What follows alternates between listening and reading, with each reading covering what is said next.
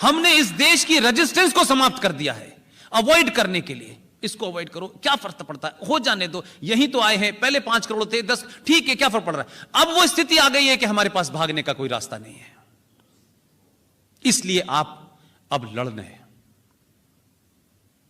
लिहाजा अगर सिंध के राजा दाहिर सेन का इतिहास आपने पढ़ा होता, 10 लाइनों का इतिहास है, उससे ज्यादा जानने की जरूरत नहीं थी। तो आपको सिंध चला गया, वो तो आपका एक अलग हिस्सा है कि जमीन के टुकड़े पे किसी ने कब्जा कर लिया हो। लेकिन राजा दाहिर सेन का इतिहास अगर आपको पता होता तो इस देश में 35 करोड़ मुसलमान जो सुबह से लेकर शाम तक आपको काफिर कह के मार रहे हैं, इस देश में गजवा हिंद लाना चाहते हैं, इस देश में बहुत सारी चीजों की तब्दीली लाना चाहते हैं, उनसे डिबेट करिए, उनके गलेवान में झांक के कहिए कि जो तुम्हारा प्रॉफिट है, जो मोहम्मद साहब हैं, जरा सच बताओ, प्रॉफिट मोहम्मद साहब के दामाद का कत्ल किसने किया, मस्जिद में किया। जिस आदमी ने मारा वो अली के बराबर में लेटा हुआ था। अली फजर की सुबह की नमाज पढ़ने गए और उन्होंने उस आदमी से पूछा कि भाई तुम काफी देर से लेटे हुए हो, तुम्हारी तबीयत ठीक है? उसने कहा कि मैं आज एक बहुत बड़ा गुनाह करने जा रहा हूं, इसलिए मैं अल्लाह से माफी मांग रहा हूं।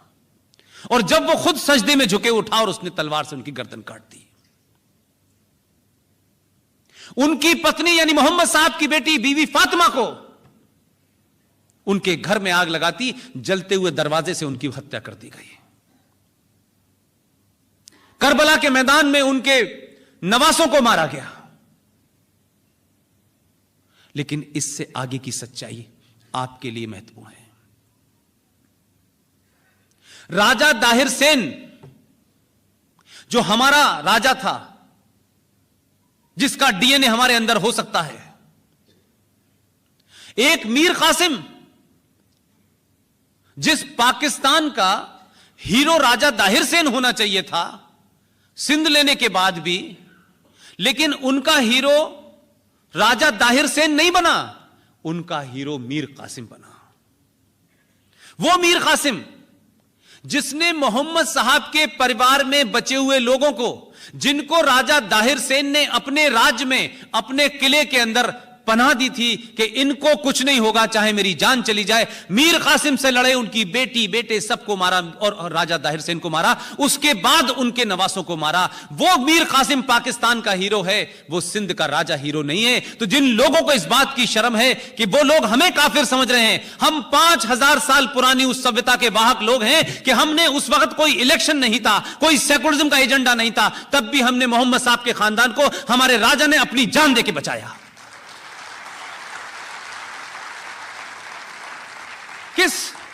किस इस्लाम की बात आप कर रहे हैं?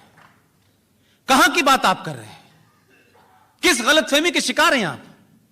आप इतिहास को नहीं पढ़ना चाहते, आपको गलत पढ़ाया गया और आपको लगने लगा कि यार उनसे पूछो कि तुम्हें शर्म है कि तुम उनको हीरो मान रहे हो जिन्होंने मोहम्मद साहब के खानदान को मारा है।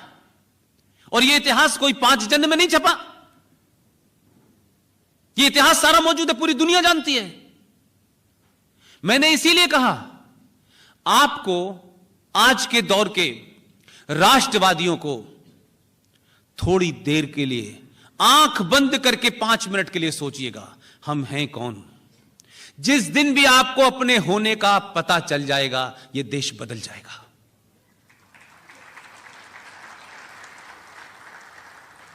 लिहाजा आपको कोई बहुत बड़ा कुछ नहीं करना है। जितने भी चैलेंजेस हैं आपके सामने, उन सब में थोड़ा थोड़ा आपको थोड़ा सा कंट्रीब्यूशन करना है। नवंबर आने वाला है, नवंबर में भी एक घटना घटी है। हमने तमाम सारी चीजों में बिना सोचे समझे, मैंने यही कहा कि हमारी बदकिस्मती यह है कि दुनिया के जितने भी देशों में आजादी की लड़ाई लड़ी गई, उन लोगों ने बेहतरीन काम यह किया कि जब आजाद हुए तो उन्होंने शुरू के जो 10 साल थे वो राष्ट्र निर्माण में लगाए। देश कैसे चलेगा? हमारी दिक्कत यह हुई कि हम आजाद तो हुए 1947 में तथाकथित तौर पर, लेकिन 46 में ही वो प्रधानमंत्री बन गए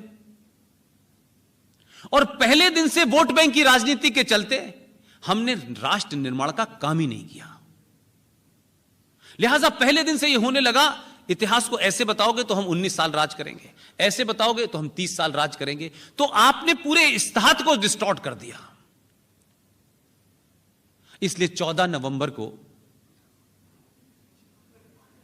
चिल्ड्रंस डे होता है और पैदा नेहरू जी होते हैं उस दिन। तो क्या कोरिलेशन है इसका? क्योंकि हमें जीवित रखना है कुछ लोगों को। ठीक है, उनकी बर्थडे मनाइए, प्रधानमंत्री थे, उसको आप इतिहास से नहीं बदल सकते। 14 नवंबर को आप उनका जन्मदिन मनाइए। लेकिन क्या मैं ये पूछ सकता हूं कि अगर इस देश में चिल्ड्रंस डे मनाना है तो क्या उसकी डेट हो सकती है कि हम जिन बच्चे चिल्ड्रंस डे मनाएं तो जिसके नाम पे बनाएं उसका नाम सुन के उन बच्चों की छाती चौड़ी हो जाए? क्या वो आइकॉन नहीं है हमारे पास? या उन आइकॉन को बताने से हमारा कद छोटा हो जाएगा? मैं साहबजादा जोरावर सिंह का नाम ले रहा हूं, मैं साहबजादा फतेह सिंह का नाम ले रहा हूं। गुरु गोविंद सिंह के 4 पुत्र थे, 2 युद्ध में मारे गए। जोरावर सिंह की उम्र 9 साल थी। वजीर खान ने डिक्टेट टर्म किया, मुगलों की हुकूमत थी। 1705 की घटना है यह, इस्लाम कबूल कर लो। साहबजादा जोरावर 9 साल की उम्र, साहबजादा फतेह सिंह 12 साल की हुकूमत। 26 दिसंबर को दोनों को ईंटों में चुनवा दिया गया और उनकी लाशों को दफनाने के लिए जगह नहीं दी गई। क्या हम 26 दिसंबर को चिल्ड्रंस डे नहीं मनाना चाहिए?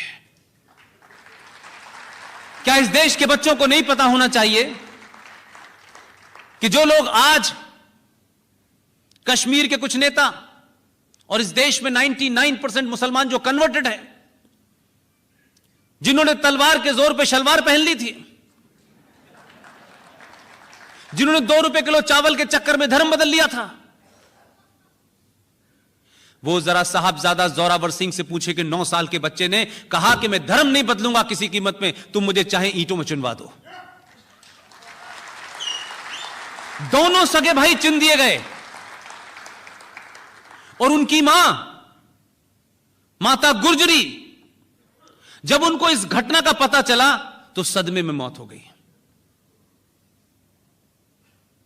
लेकिन क्या सब कुछ 1947 के बाद से तय होगा? भारत 1947 से पहले भी था। 5000 साल सिर्फ रिटन है, कई हजारों साल से है, जब से यह सृष्टि है। हमारे 3 नाम हैं, जो दिल चाहे कर लो।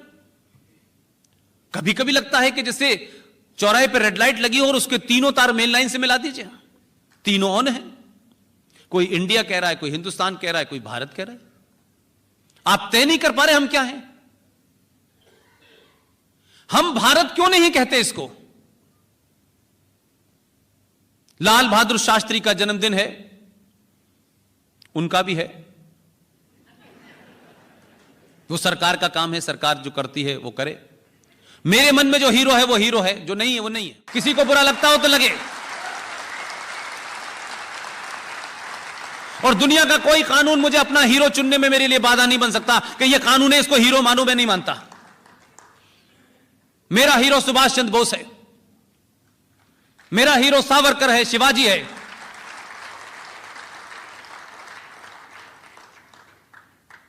मुझे अगर इसी पे तय करना है तो मैं किसी महान को हीरो मानूंगा। मैं बौनों को क्यों हीरो मानूं भाई? क्योंकि वो नहीं है, वो जवाब नहीं दे सकते। हजारों सवाल हैं उनसे भी, मेरे बहुत हैं, और उनकी शान में गुस्ताखी नहीं कर रहा। ठीक है, भारत सरकार का मामला है, वो वहां है। अभी आरटीआई कहती है कि उन्हें किसी ने महात्मा नहीं कहा था। लेकिन ठीक है, जैसे भी थे वो रहे। लेकिन आपसे मैं एक सवाल पूछ रहा हूं। महात्मा गांधी की गोली लगी, उन्होंने कहा हे राम। किसने सुना था? कौन था वहां? कान लगा के कौन सुन रहा था कि हे राम कह रही है? और कौन इतना बहादुर था कि गोली चलते में वो सुन रहा था कि उन्होंने क्या कहा है? हमने क्या गढ़ा है यार? सच बात तो बोलो, सच तो कहो यार। हम तो किसी पदवत पे नहीं है, हमारी कौन सी सत्ता जा रही है?